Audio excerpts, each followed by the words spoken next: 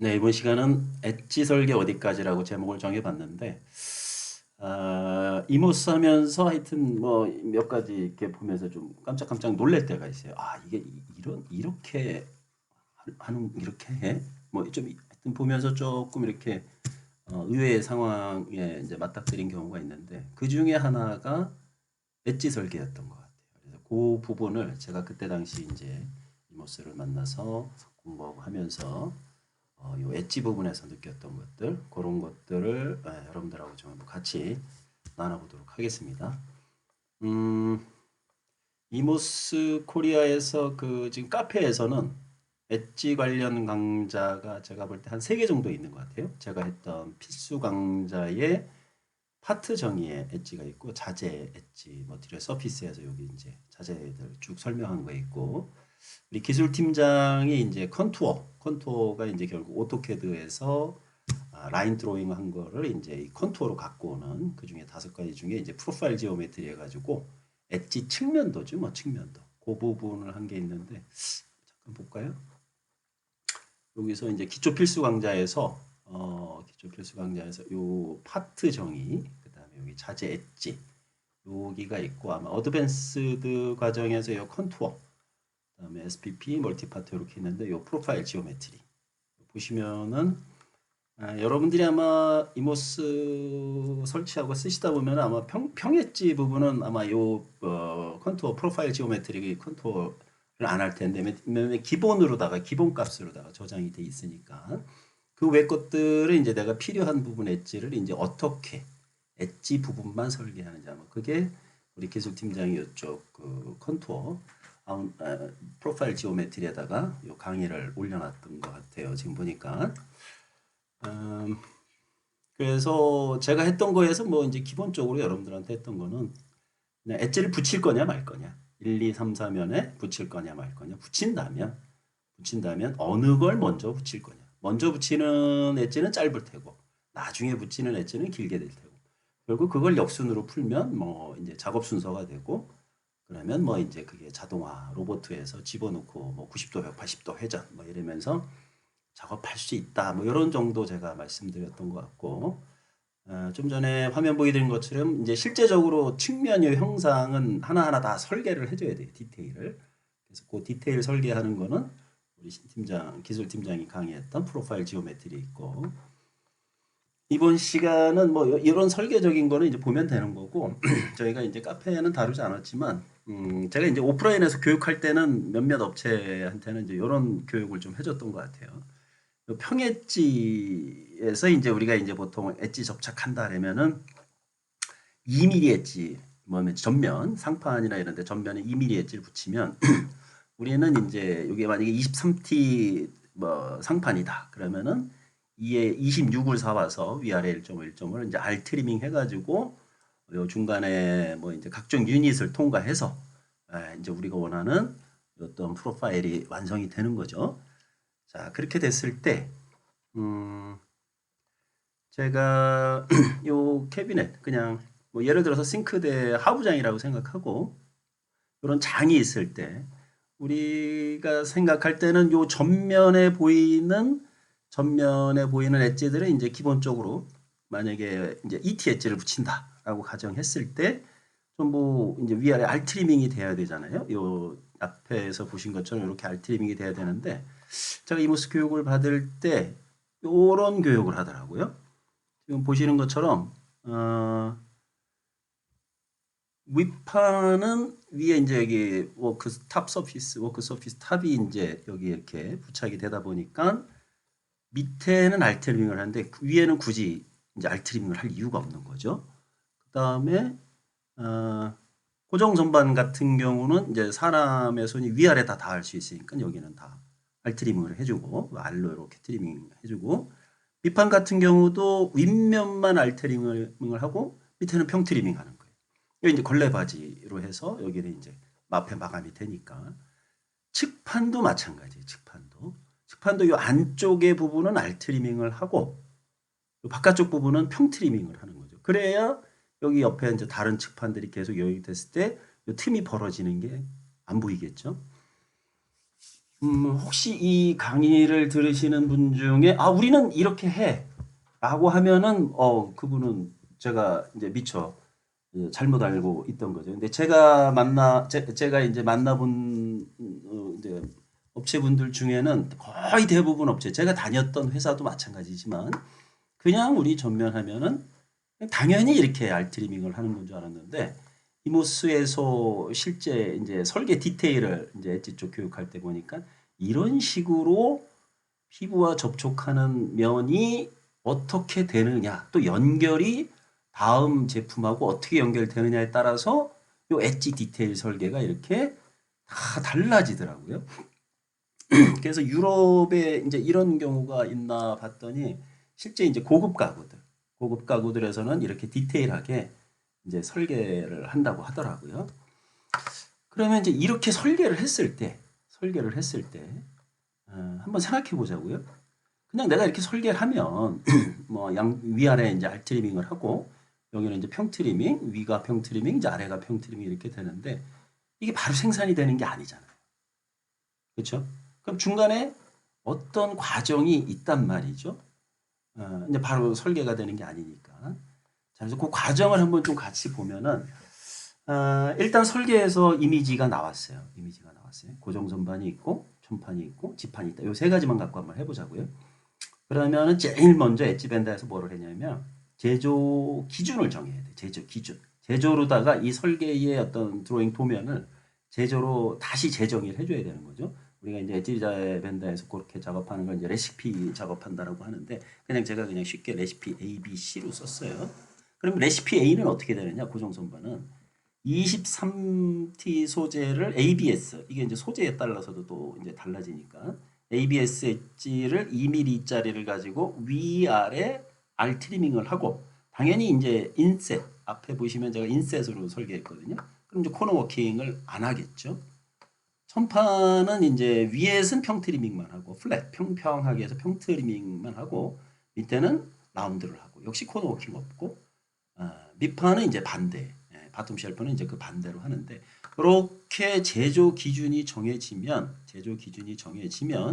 그 제조 기준대로 작업을 하기 위한 가공 기준을 세팅을 해요.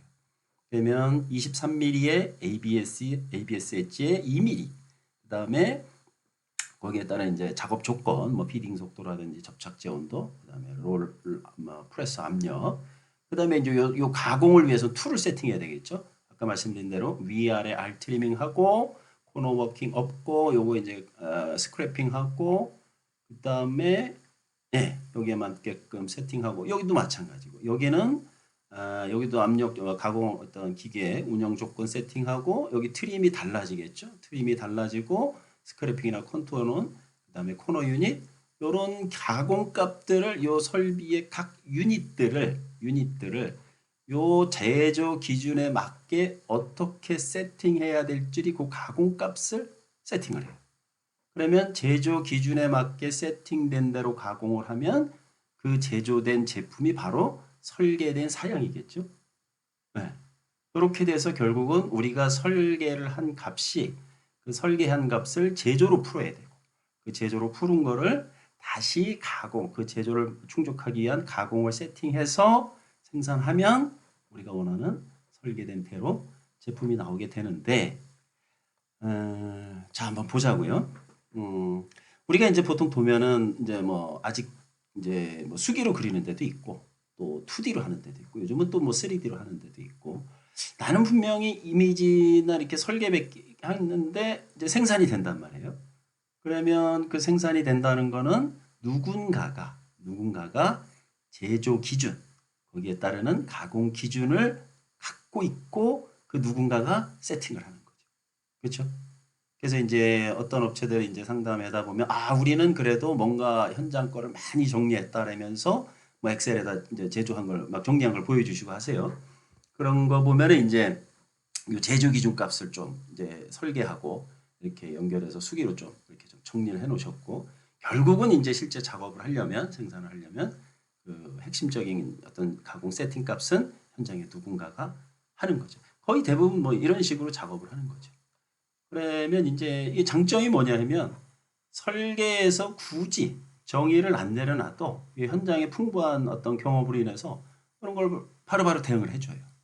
그리고 어떤 예외 상황이 왔을 때 이런 고도의 숙련자들에 의해서 이게 이제 임기응변이 되고, 이게 이제 보통 이제 소기업들이 이런 소량 작업들 할 때 아주 유리하죠.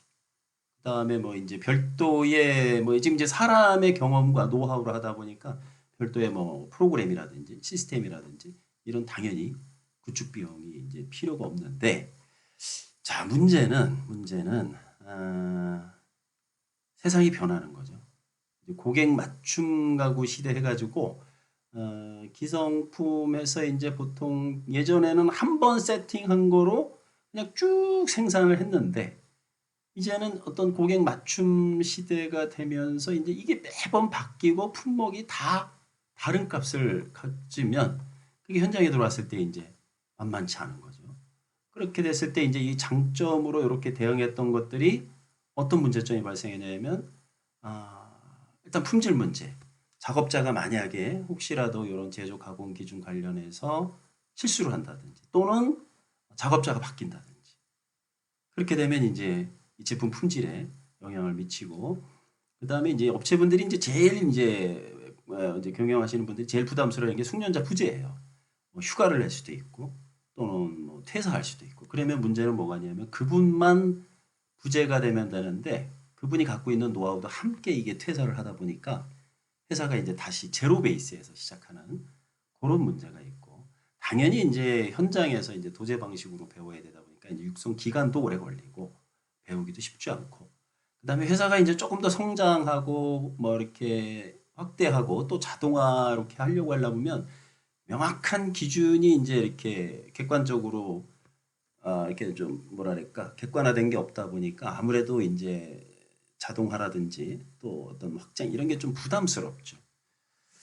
그래서 이제 이런 맞춤 가구 시대 때 이런 어떤 그 장점이었던 게 시대가 변하고 어떤 조직이 커지고 이렇게 되면서 이제 새롭게 이제 새로운 시스템에 맞춰서 이제 새로운 패러다임이 나온 게 결국 뭐냐면은 설계라는 어떤 우리가 비주얼적인 눈으로 볼 수 있는 이 설계라고 하는 드로잉에 결국 현장과 파편적으로 존재했던 제조 기준, 가공 기준, 이거를 어떻게 하자? 같이 연동을 하자. 제조 기준, 가공 기준을 설계랑 연동해 버리면 설계가 곧 뭐가 될 수 있어요?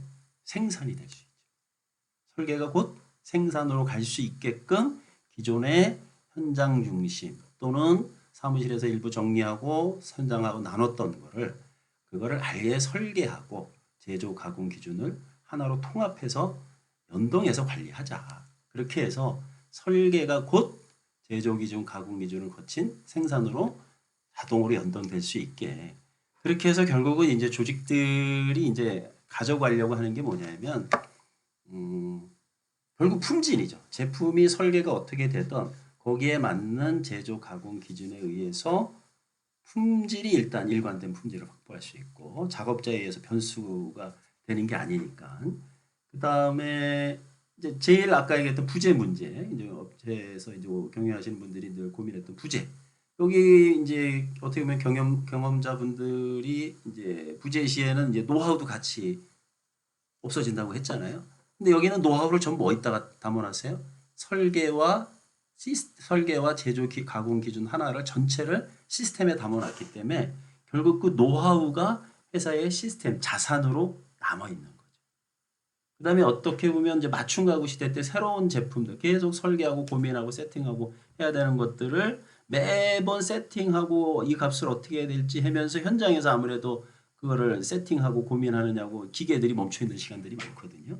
근데 이제 이렇게 되면은 어떤 설계든 그 설계에 맞는 제조 가공 어떤 그 기준 원칙과 연동을 해놓게 되면은 생산을 그냥 바로바로 할 수 있는 그런 부분들이 있고, 그 다음에 이제 제일 큰 효과 중에 하나는 또 이런 거죠. 확장 이용이에요. 그 다음에 자동화에 적합하고, 요거는 뒷부분에 제가 조금 더 설명을 드리겠습니다. 근데 이제 물론 단점이 있죠. 물론 기존에는 없던 새로운 시스템을 도입해야 되는 거, 이제 초기 투자 비용이 있고, 그 다음에 기존에는 뭐 설계는 그냥 어떤 제품의 구조라든지 치수 관계라든지 뭐 이런 어떤 역할 분담이 있었죠. 그 다음에 현장에서는 설비 관련된 기준이라든지 그 다음에 현장에서 제조, 소재와 이런 어떤 가공과의 관계 이런 것들을 어떻게 보면 역할 분담해서 서로가 분리해서 갖고 있던 부분을 요 하나로 통합하려다 보니까 이 전체를 이해할 수 있는 초기 세팅할 때 이 전체 시스템에 대한 이해가 좀 필요한 부분이 있고 그리고 이제 이게 안 하던 방식이다 보니까 이게 데이터를 처음에 세팅해야 돼. 그러니까 이 세팅하는 좀 기간도 좀 필요하고 그다음에 이제 어떻게 보면 단점 중에 이제 제가 실제 이모스를 하면서 느낀 건데 이런 부분보다도 이제 사실은 마지막이 제일 만만치 않은 것 같아요.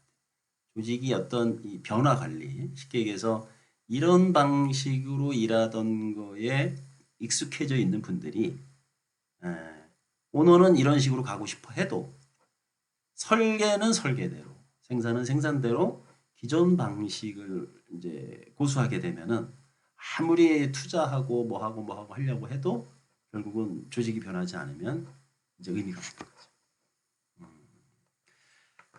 자, 뭐 여러분들 아시겠지만 이게 이제 이모스 얘기거든요. 결국 이러한 개념으로 탄생한 게 이제 이모스고, 앞에 설계와 제조 기준을 이제 하나로 연동시켜 놓은 게 이제 큰 블록으로 만들어 놓은 게 이제 이모스 캐드라고 하는 거고, 그다음에 가공 기준, 이 제조 기준과 가공 기준, 앞단의 캐드에서 설계 제조 기준을 설비의 가공 기준으로 풀어서 결국은 설비 CNC 머신이 작동할 수 있는 파일을 만들어야 되겠죠. 그래야 기계가 이제 바로 작동할 수 있으니까. 그렇게 해서 가공 기준과 그 기계에 맞는 CNC 파일을 관장하는 게 이모스 캠이라고 보시면 될 것 같아요. 이게 이모스의 이제 가장 기본적인 개념인데 결국 이모스 캐드 캠이라고 하는 건 기존에 설계 따로, 그다음에 제조 가공 기준 따로 이렇게 좀 별도로 운영돼서 서로를 이제 수기로 좀 확인하고 체크하고 해야 됐던 거를 이모스는 설계가 곧 기계의 실행이 될 수 있게끔 설계와 제조 기준, 가공 기준을 하나로 묶어놓고 그렇게 해서 설계가 확정되는 순간 내가 생산하려고 하는 설비의 파일을 자동으로 생성해서 바로 기계가 실행할 수 있게 만들어 놓은 구조라고 볼 수 있을 것 같아요. 그래서 이제 이렇게 되면 이제 어떤 게 있냐면 이 장점 부분을 제가 좀 다시 갖고 왔는데 이 설계 부분을 앞으로 확장할 수 있어요. 그래서 B2B, B2C 해놨는데 이 부분을 이 개념을 여기에 설계 범위를 영업으로 가져가는 거죠. 그래서 영업이 오프라인에서 고객과 상담할 수도 있고 네트라고 해서 온라인 버전으로 해서 또 고객과 상담할 수도 있고 그냥 고객한테 직접 줘버려도 돼요. 그냥 고객이 내가 설정한 범위 내에서 고객이 설계하는 거죠. 그러면 고객이 설계하든 우리 이제 B2B 영업에서 설계하든 내가 설계한 기준에 의해서 설계하다 보니까 어떻게 돼? 설계도 일관된 품질을 가질 수 있어요. 생산은 당연하죠. 생산은 이렇게 해서 들어온 어떤 설계값이 내가 설정된 우리 기계에 맞게 우리 라인에 맞게 설정된 가공 기준으로 자동으로 전환해서 파일이 만들어져 실행하는 개념이 되다 보니까 당연히 제조 품질도 일관되게 가져갈 수 있고 당연히 노하우는 이 시스템 이 자체가 노하우니까 이거를 얼마나 우리가 업데이트하느냐가 그 조직의 노하우가 되다 보니까 노하우는 당연히 회사의 자산으로 남게 되고 이제 기존에는 이걸 배웠어야 됐어요. 근데 처음에 누군가가 이제 어떤 마스터 팀이 이거를 세팅해 놓으면 전부 사용자예요. 소비자도 사용자, 영업도 사용자, 생산은 실행자. 이렇게 해서 선실행 후 육성해서 또 데이터를 업데이트하는 운영과 육성이 분리돼서 조직이 지속적으로 어떻게 보면 이제 업데이트하고 발전할 수 있는 그런 어떤 운영의 어떤 또 가능하고 당연히 뭐 여기서 이미지에서 보신 것처럼 생산은 어떤 제조 가공 조건만 일치하다면 조건만 같은 조건으로 세팅했다면 어떻게 돼요? 얼마든지 이 파일을 실행만 하면 되니까 생산이 무한 확대가 가능한 거죠. 여기 제가 점선으로 표기한 건 이제 뭐 해외에도 가능해요. 실제 저희가 이모스를 공부하다 보면은 유럽 같은 경우는 독일의 공장이 있고 그다음에 동유럽 뭐 폴란드라든지 루마니아 이런 쪽으로 동유럽이 이제 아무래도 비용이 저렴하니까 독일에도 공장이 있고 동유럽에도 공장이 있고 이런 식으로 해서 공장이 막 몇 개씩 되는데 그거를 실제적으로 제품 주문받은 데이터는 한 곳에서 처리해요. 그래서 한 곳에서 처리해서 그걸 독일 공장으로 보내고 뭐 폴란드 공장으로. 또 인도 같은 경우는 저희가 교육받을 때 보니까는 공장이 인도가 크지 않습니까? 그다음에 인도 같은 경우는 막 8개가 넘는 공장이 있는데 그 공장의 모든 거를 한 곳에서 컨트롤하는 거죠. 실제 국내에도 요 컨셉으로 실제 운영하는 회사가 저희 고객 중에 있고 뭐 하여튼 이렇게 되면 앞단으로도 앞에 영업 쪽으로도 또 생산 쪽으로도 확장이 그리고 또 자동화 이런 부분들이 아주 용이하게 할 수 있다. 이렇게 말씀드릴 수 있을 것 같고 뭐 엣지 설계 간단히 얘기하면서 결국은 이모스 얘기했는데 제가 이제 가졌던 의무는 그거죠. 이제 여러분들한테 보여드리는 게 이렇게 됐을 때 이렇게 한 가지로 세팅한 게 아니라 판재, 부품들이 이렇게 막 섞일 때, 야, 이걸 어떻게 일일이 다 컨트롤하고 세팅하지? 이게 사람이 이거를 관리한다는 거는 실제적으로 한계가 있는데, 결국 그 디테일을 이모스가 교육하고 또 그렇게 이제 뭐 좀 고퀄 어떤 업체들이 관여를 하고 한다는 것들이 결국은 뭐냐 하면은 제가 여기서 이렇게 보여드린 것처럼, 이걸 보여드리는 게 낫겠네요. 결국은 그 까다로운 조건들이 설계에 의해서 그 까다로운 조건들을 미리 사전에 정의를 내려놓으면 그 제품들이 설계에서 들어왔을 때 그 어떤 원칙에 의해서 파일이 나와버리면 그 파일을 어떻게 해요? 사람이 판단하는 게 아니라 뭐로 해? 바코드로 전부 스캔하는 순간 그냥 자동으로 다 작업이 진행될 수 있는 거죠. 결국 우리가 이제 지금은 이제 뭐 아마 제가 볼 때는 스마트 팩토리도 이제 옛날 얘기가 된 것 같은데 뭐 요즘 뭐 그냥 전부 다 AI 하지 않습니까? 결국 AI 하는데 결국 AI의 핵심이 뭐냐 하면은 사실 여러분들 AI 센터 우리 이제 뭐 AI 센터 뭐 여기 짓니 저기 짓니 이런 얘기 많이 하는데 AI 센터를 다른 말로 하면 뭐가 돼요? 데이터 센터죠. 데이터 센터. 결국 AI의 핵심은 뭐다? 데이터라는 건데 결국 우리가 기존의 방식, 기존에 우리가 이제 아주 잘했던 어떻게 보면 기존의 어떤 그 시장 환경에 맞게 최적화돼 있던 어떤 업의 분리와 설계와 생산의 분리와 거기에 경험과 노하우로 같이 협업해서 대응했던 방식과 지금 이제 새롭게 어떤 시스템적으로 통합해서 이 데이터로 관리하는 방식 결국 우리가 앞으로 나아가야 되는 AI라고 하는 이런 어떤 최적화 고객과 공급자 간의 어떤 최적화된 솔루션들을 지속적으로 만들어 가려고 할 때 어떤 방식으로 우리가 가야 되냐 뭐 이런 부분에 대해서 한번 같이 엣지라는 한 테마를 가지고 같이 좀 고민해 봤습니다. 네, 감사합니다.